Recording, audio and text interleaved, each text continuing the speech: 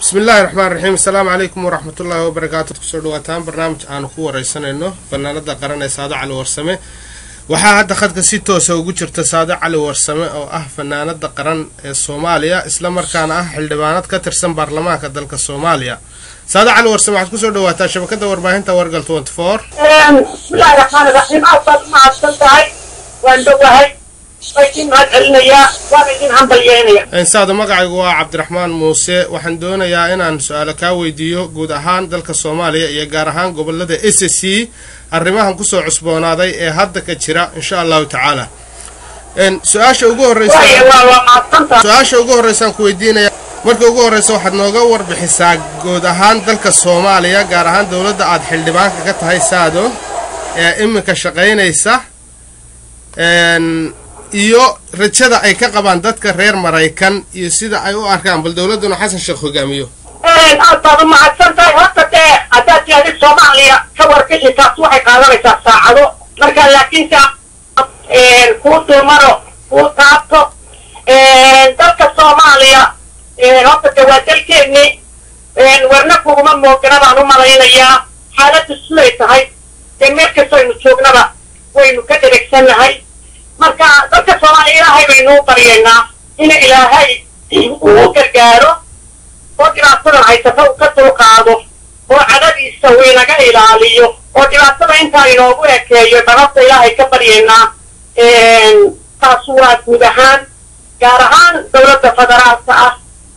waxaan u malaynayaa dowladda federaalka ah inta waa Soomaaliya bay ka soo dhexbaxday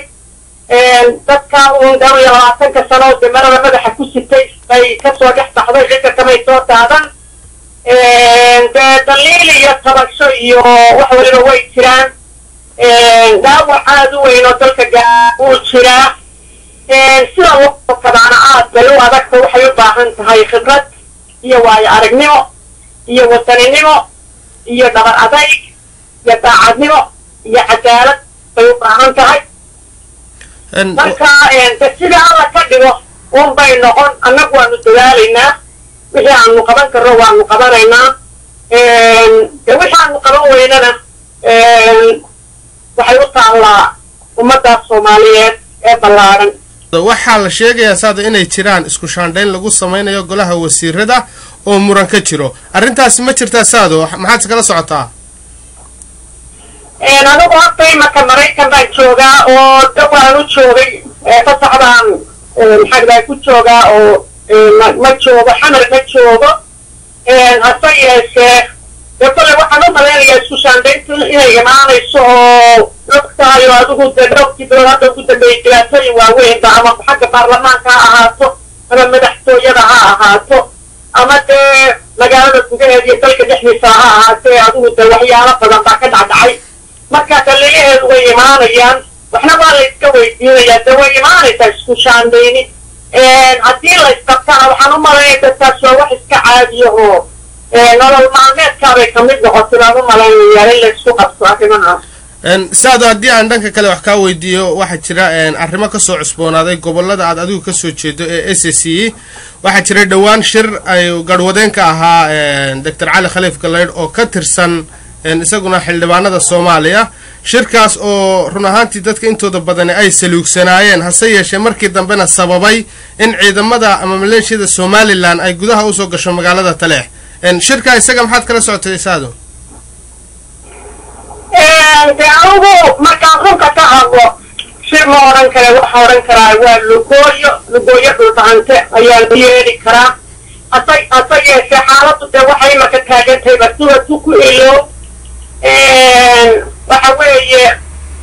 waa arrin ayaan darra ah in carrad ummaddaas ay u dhalatay gobollada SSC in ummad anigu aan oran karo waa uun dad aan mas-uul ahayn anigu dadka shacbiga waxa oran karo waqooyi galbeed laakiinse dee siyaasiyiinta meeshaa jooga waxaan ugu yeeri karaa dad aan mas-uul ahayn sababtoo ah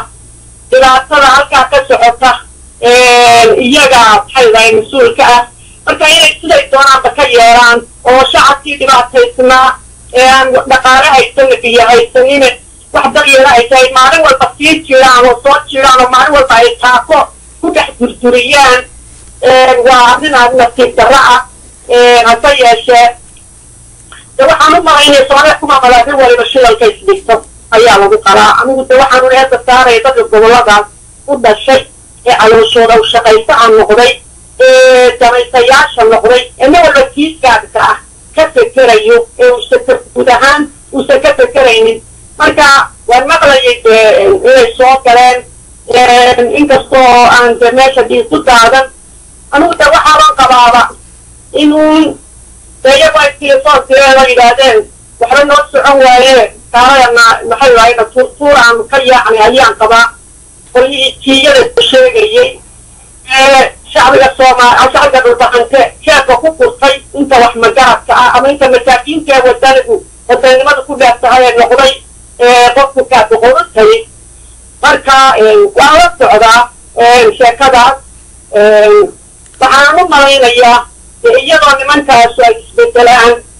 oo ay damiir yeeshaan mooyaane dhibaatadaas inay uu sii socon doonto waana markii labaad baan u malaynaya markii sheekadaas ay dhacday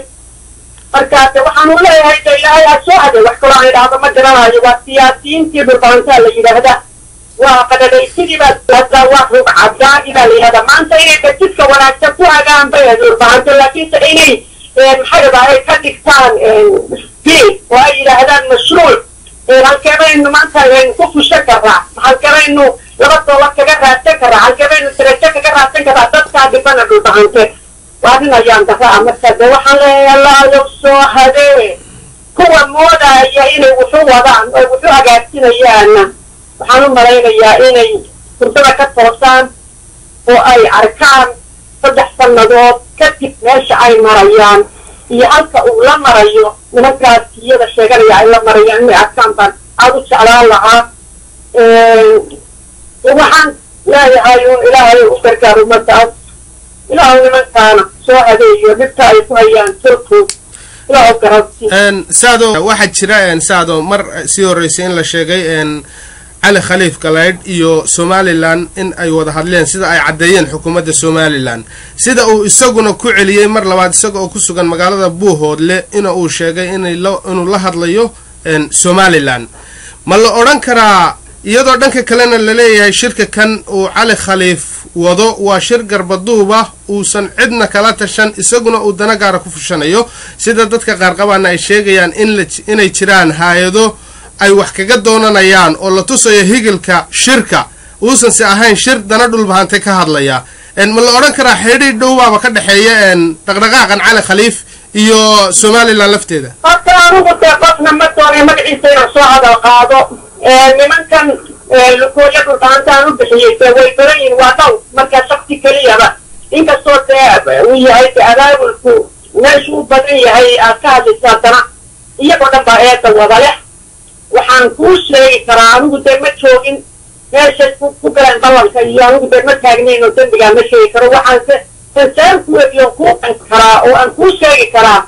nimankaas inay mashruucooda gaarka ah inay ku fushanayaan xadlahay dhulbahante oo ayan dhulbahante tan kala ahayn oo ay qabiil dhaafeen oo ay ka gudbeen oo ay Soomaalinimo ka gudbeen oo danahooda gaarka ah kaliya iyagoo ay arkayaan oo ay waxaan dadku u jeedo ama waxaan muxooga iyaga uu soo muuqan lagu gorgortamayo yareeyahay annaga meeshaan u soo dhow jeedinaynay aanu maxay dhahay annaga warka iyaga maqla dadka kale ha dhegaysanina in badanna durbaanka waa loo garaacay nimankaas siyaasiyiinta ee jooga waqooyi galbeed sigan badanna waa la siiyey laakiin waxaan filayaa iyagiiba ka hoos qaadi waayey وحنا ما نيته تسوي ما ولا ما وين استقام ولا يشتغل ولا يسوى رقايتين أو يسوى ده حتى هو تشوفي هو هالك تشوفي هذا مركا ويس فاي كلام يا مركا وعي يبدأ مع شيء ما يساعدين بقى كل يسوي سادة واحد كله تشرع إن هذا يصاب حياة ورا شيء يا إن kooxdan qabanqaabinaysa shirkii taleexo ka fashilmay inay hadda doonayaan inay u bedelaan shirkii magaalada Buuhoodle ee ka tirsan gobolka Cayn caasimadda gobolka Cayn ma la oran karaa waxay la doonayaan wadadii taleex in ay Buuhoodlena ku ridaan haddii ay arrintaas jirto wallahi waxaan arkaya walaalow nimankanu إني متنبو بالبران كسبين أنا وقت وانوار كيا ماشي أنا وهذا متشوفنا اللي أنا مصنع قبيل بالغو فديا كان قبيل أيام الغو فديا قرب ولا واحد كحسناتي قرب يلا درستي كنت بفايشو أما قرب يلا تجانا هاي تطلع كان سلا كلام ولا كيس تجانا وصلت سوى حسب كذا marka inay taas aad u diidan yihiin oo meeshii ay baraasta ku wadi lahaayeen aad moodo inay maxay tahay qayb ku wadaan oo ay kala furayaan aad mooda dan ay kala yihiinba marka dhulbahanta waxaan u malaynayaa intii hadda ay joogeen dhul badan oo la qabtay la joogta xudun ay kamid tahay xalin waa la joogaaba labaha oo la joogaaba labaha iska hadda waxaa u noqday inuu sidii meeshii laqaba laga soo galo marka way la raadinayaan halaagaas ay tareex gelinayaan ama dadka ay isku direen oo beeshaan wada dhaafay oo ay diiga dhex dhigeen way la raadinayaan reer ku hoodlana laakiin waxaan anagu filayaa reer ku hoodle waa dad dadka hore usoo gubtay waa dad cadow waddanka ku haya qolada reer talax waxay ku heleen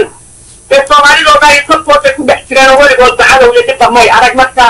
waxaan u malaynayaa waxa ay ka doonayaan inay ka heli doonin baan filayaa hadda yeeshe teella u dhigan maayaan danle intaynan arrimaha ka bixin waxaa jira saado nimankan madaxda u ah mashruucan khaatumo marka ay ka hadlayaan golayaasha ama fagaaraha inta badan waxay ku celceliyaan in ay laba maamul oo cadow ay hareeraha ka xigaan arrinta iyada sideed u aragtaa saado laba maamul oo cadow baa jira oo dhulbahantee dhinacyada ka xiga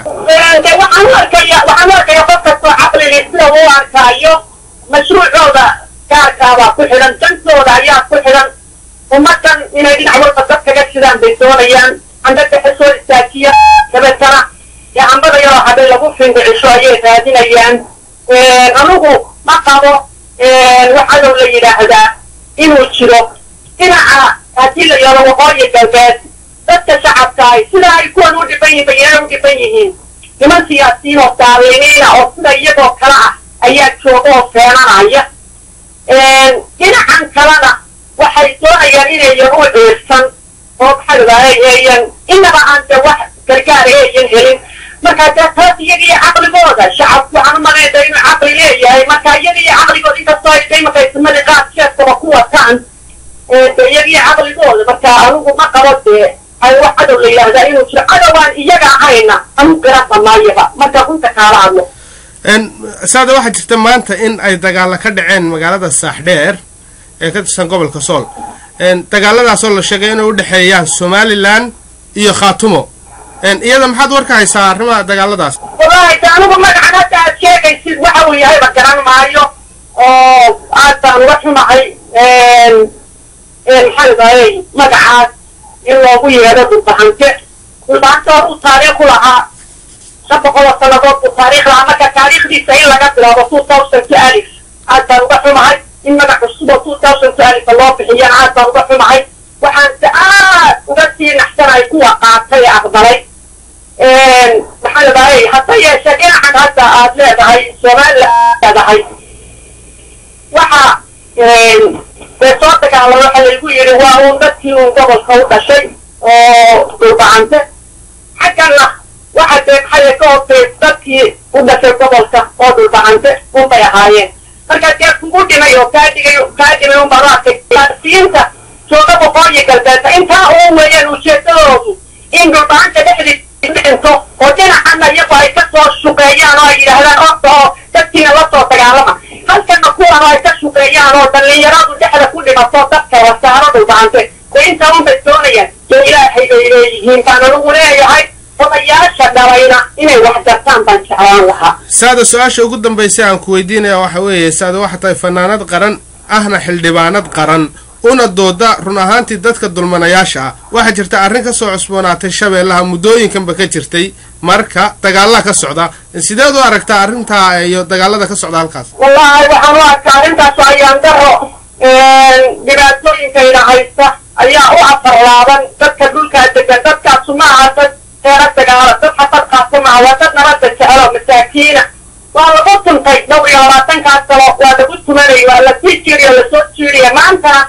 xaalkuba wuxuu marayaaba aan isirtiro si aynu meesha joogeen aynuu tegno marka hadda anigu maanta heestaan soo wadaa la yidhaahdo shabeelle maxaa ku dhumay marka dadkaas way dhiban yihiin waxaan ummadda soomaaliyeed aan ka codsan lahaa in loo gargaaro kuwa dhibayana waxaan odhan lahaa war ilaahay ka yaabo iska daaya dadka masaakiinta soomaaliyeed ilaahay ha u gargaaro arrintoodu waa jac kuwaas aad iyo aad baanu kaaga mahadcelinaynaa saada waraysigaagan aadna siisay aad iyo aad baanu kuugu mahadcelinaynaa sida sharafta leh iyo qiimaha leh aad nooga aqbashay inaan waraysi kula yeelano taasna waxay ahayd saada cali warsame oo khadka telefoonka si toosa noogula xidhiidhisay aan waraysi ka qaadnay anigu cabdiraxmaan musahayne ayaa idinla socodsiinayay tan iyo intaan mar dambe ku kulmi doono barnaamijkan oo kale waxaan idinku dhaafaynaa sidaa iyo nabadgelyo